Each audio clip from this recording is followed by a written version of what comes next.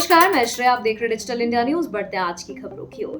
PM की मां के लिए अभद्र भाषा पर वयोवृद्ध राजनेता करण सिंह आहत। लंबे समय से सार्वजनिक और संसदीय जीवन में सक्रिय डॉक्टर कर्ण सिंह ने एक बयान जारी कर कहा, मैं कुछ वर्षों से दुख प्रकट कर रहा हूं कि हमारी सार्वजनिक भाषा बिगड़ती जा रही है और कूटता बढ़ती जा रही है। राज्यसभा के विदाई लेते हुए मैंने इस बात को दोहराया और कहा कि घट घट में तो साई बसत है, कुटवचन मत बोल रे। यह कह करके और यह पढ़कर अत्यंत दुख हुआ कि किसी व्यक्ति ने मोदी जी की माता जी के लिए अभद्र शब्दों का इस्तेमाल किया। मंच से केंद्रीय मंत्री गिना रहे थे सरकार की उपलब्धियां। वैशाली जिले के साइन गांव में आयोजित एनडीए कार्यकर्ता सम्मेलन के दौरान हंगामा हो गया। मंच पर जेडीयू के कार्यकारी अध्यक्ष संजय झा, बिहार सरकार के मंत्री विजेंद्र प्रसाद यादव और केंद्रीय राज्य मंत्री राजभूषण चौधरी निषाद मौजूद थे। कार्यक्रम के दौरान जैसे ही केंद्रीय मंत्री राजभूषण चौधरी निषाद सरकार की उपलब्धियों का बखान करने लगे, लोगों ने स्थानीय विधायक सिद्धार्थ पटेल के खिलाफ जोरदार नारेबाजी शुरू कर दी।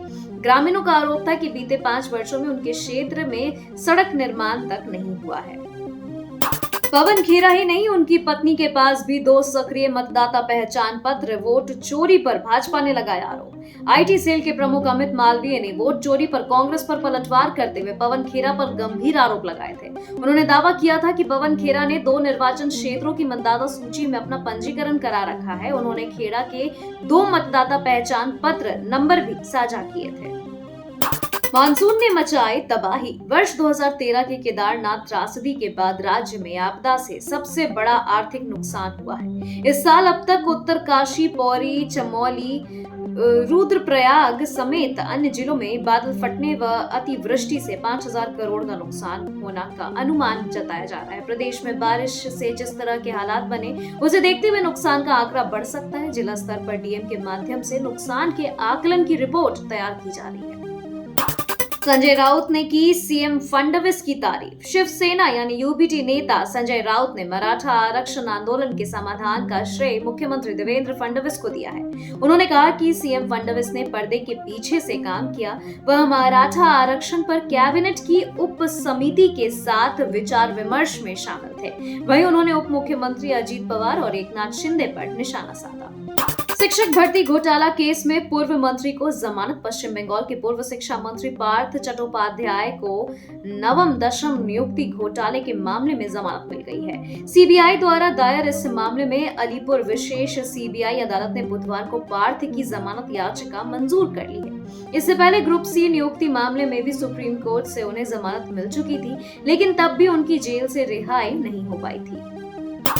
दिल्ली में अमित शाह की बैठक से पहले मांझी ने बढ़ा दी बीजेपी की टेंशन। बिहार में इस साल होने वाले विधानसभा चुनाव को लेकर एनडीए में तैयारियां तेज हो गई हैं। केंद्रीय गृह मंत्री अमित शाह ने दिल्ली में बीजेपी नेताओं की बैठक बुलाई है। करीब 2:30 बजे से यह अहम बैठक होने वाली है, लेकिन बैठक से पहले एनडीए में शामिल हमने बीजेपी की टेंशन बढ़ा दी। पार्टी के संरक्षक जीतन राम मांझी ने 20 सीटों पर दावा ठोक दिया है।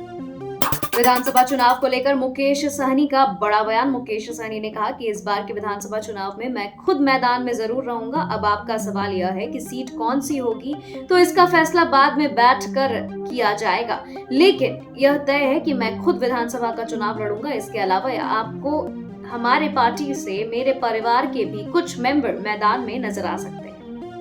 तेजस्वी यादव का पीएम मोदी पर हमला। तेजस्वी ने नरेंद्र मोदी की मां को गाली देने को लेकर अमर्यादित तो जरूर बताया, लेकिन उन्होंने भाजपा के ऊपर भी ऐसे ही शब्दों के उपयोग करने का आरोप लगाया। यादव ने कहा है कि मां सबकी होती है और मां शब्द लेते ही बहुत सुकून मिलता है। बेजुबान की भी मां होती है, ऐसे में किसी की भी मां के लिए ऐसा शब्द नहीं बोलना चाहिए। हम लोग इसके पक्षधर नहीं है, ना ही हम लोगों के संस्कार में यह है, इसलिए हम लोग इसे गलत मानते हैं। इंडी वाले शर्म करो का नारा लगाते ही बीजेपी विधायक पर भड़के नित्यानंद। बिहार के सीतामढ़ी में आयोजित बीजेपी कार्यक्रम के दौरान मंच पर उस वक्त अजीब स्थिति बन गई जब केंद्रीय गृह राज्य मंत्री नित्यानंद राय ने विधायक मिथिलेश कुमार से माइक छीन लिया।